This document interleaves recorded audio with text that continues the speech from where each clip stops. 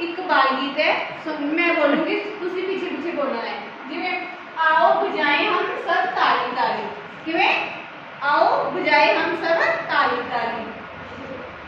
ऊपर ताली नीचे ताली, जिवें देखो ऊपर ताली नीचे ताली, आओ बजाएं हम सब ताली ताली, आओ आगे ताली पीछे ताली, आगे ताली पीछे ताली, आओ बजाएं हम सब ताली ताली, बजाएं बाएं बाएं ताली दाएं ताली। ताली दे हिसाब नाल एक विधा लिखी गई है कि अपने ताली दे किवें ताली मारनी है, ऊपर ताली नीचे ताली दाएं बाएं आगे और पीछे। बाल गीत है, ये बाल गीत अपने याद करना है भी, ये बाल गीत अपने किवें